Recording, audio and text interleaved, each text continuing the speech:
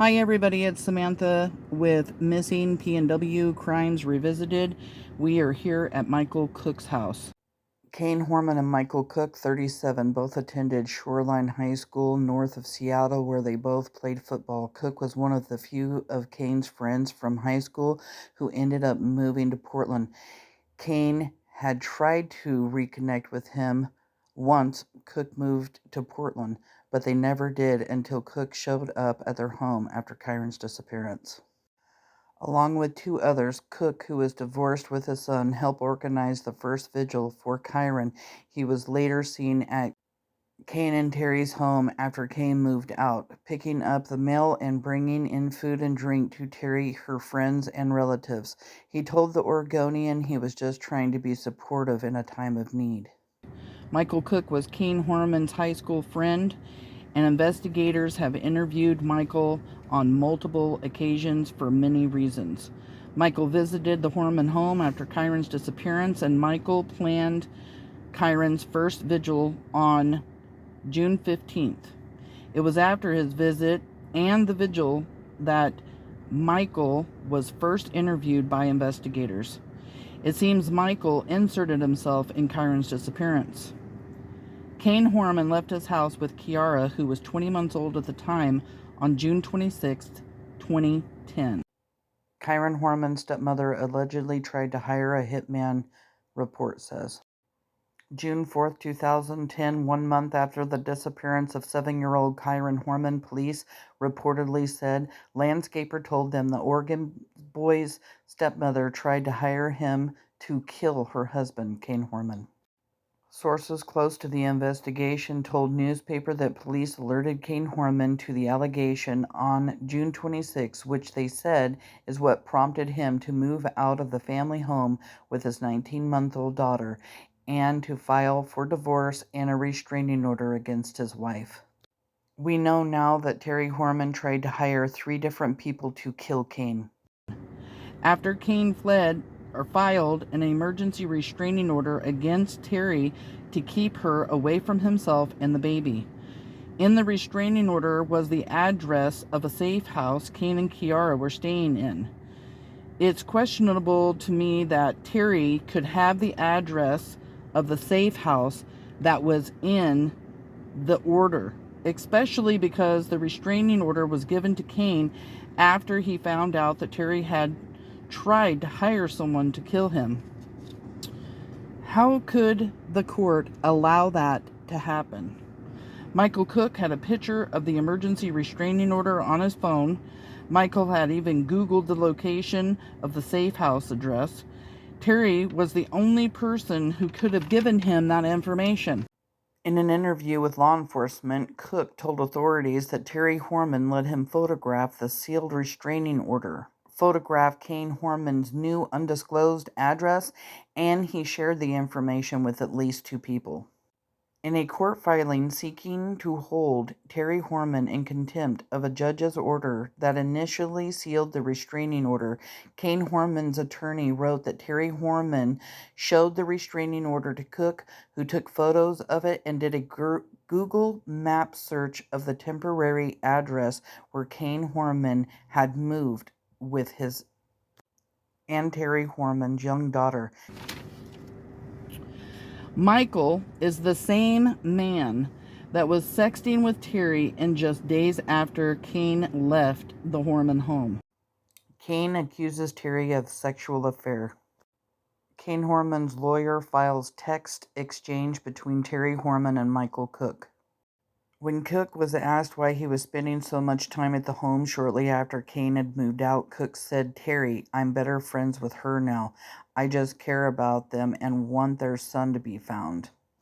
Authorities examined Cook's cell phone, found a photo of the restraining order and evidence that Terri Horman had been sexting with him days after her husband filed for divorce, according to the court filing.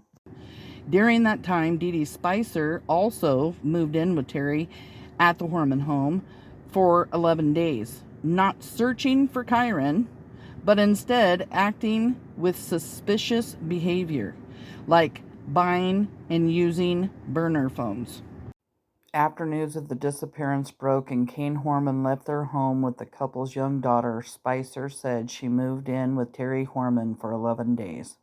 August 8, 2010, it was reported that a tip from Dee Dee Spicer is what sparked a search. Search teams were seen near a field off Cornelius Pass Road, about 1 mile south of Skyline School and Old Germantown Road, not far from the farm where Dee Dee Spicer was working on June 4th. This search was to find burner phones that Dee Dee Spicer and Terri Horman used the day that Kyron came up missing, and new evidence has been taken off of those phones using new technology. The new evidence are pictures of Kyron after he left the school. No one knows when these burner phones were purchased, but at the end of June, there were more burner phones purchased by Dee Dee Spicer and another friend of Terri Horman's using a fake name and cash. Why would they be using burner phones if they had nothing to hide? In text messages from June 30th through July 6th to Cook, Terri Horman referred to her criminal defense attorney, Stephen Howes, as Steve, aka Lawyer Extraordinaire. On July 3rd, she texted about the use of a clean phone. Again, we're talking burner phones here, to avoid monitoring by law enforcement. And why would she want to do that? And on July 6th, went to Cook's house, later telling him to lie for her or she would get in trouble. While I'm at it, let me just share some more information about another victim of Terri Horman's. His name is Joseph Cristobal. Terri held a knife to his throat and he had to file a restraining order against her. And this is the boyfriend that she got after she moved to California and left Oregon. In this news report, it talks about another burner phone. Her domestic partner said he just recently learned about Kaine Horman's case. Cristobal said Moulton explained she was the victim of corrupt police in Oregon. Cristobal said he has become suspicious of Moulton because of her behavior. She has two phones, one that she calls a burner phone and one that she normally uses for her personal stuff, said Cristobal. On June 28th, just 2 days after Kaine moved out of the Horman home, Terri tried to kidnap Kiara for the 24-hour fitness where Kaine was working out. Kyron Horman's stepmother accused of attempted abduction of daughter. According to court documents filed Monday by Kaine Horman in an attempt to have his wife held in contempt for violating the restraining order, Terri Horman tried to abduct their 20-month-old daughter from the gym daycare June 28, 2 days after the emergency restraining order was granted, following a revelation from police that she tried to hire the family's landscaper to kill her husband. Was this the reason Michael Cook had the safe house address? Was he helping Terri with this kidnapped attempt?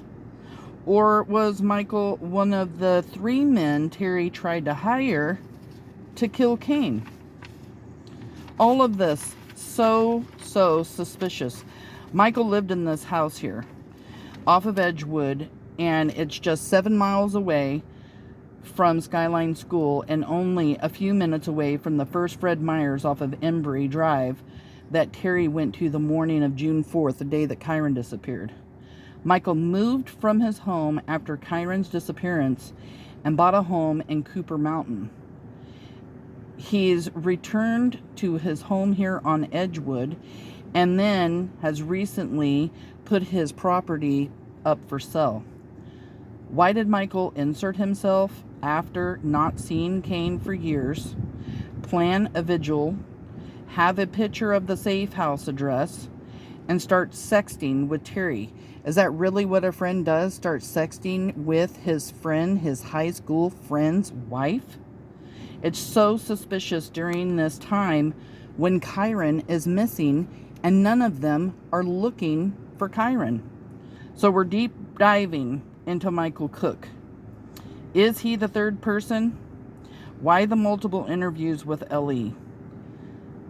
I believe Michael is worthy of a deep dive because of his suspicious behavior. We're never going to stop looking for answers and asking the hard questions. Where is Kyron? Weeks before Kyron's disappearance, Terri allegedly tried to solicit the family landscaper to have her husband killed. You can't make this stuff up. It was crazy. I've got an 18-month-old in one arm in bags, and we're trying to find a place to go where she can't get a locate on us. I need to protect myself and my daughter. We basically leave for what we affectionately call an undisclosed location, and we're gone. He was sequestered. He was in a hotel, but he couldn't give us the location until we got there. And it had to be over the phone, not in text. He proceeded to explain how he found out what was going on, that he feared for his life and safety. A revelation about what Terri Horman has allegedly been up to since Kyron went missing that truly tipped this story into the realm of the bizarre. It involves this man, Michael Cook. Kaine and Terri live right up the street from me. Cook is an old high school friend of Kaine's. They recently reconnected. Court documents filed by Kaine's attorney allege that Michael Cook got involved in more ways than one. NBC affiliate KGW's Kyle Boshi. Come to find out, according to the court documents, that Michael Cook was having an affair with Terri Horman 3 weeks after Kyron disappeared. The court papers allege Terri and Michael Cook exchanged sexually explicit text messages and pictures. Cook has admitted to KGW that he sexted with Terri, but denied having sex with her. And the real issue for many has become, if those allegations are true, what was Terri Horman thinking? When you heard there are these new court documents and they say that she developed this relationship with this man, that they were sexting, texting each other, you roll your eyes. Yeah, I'm sorry. I guess to say it tactfully, it goes to someone's character if you're doing something like that.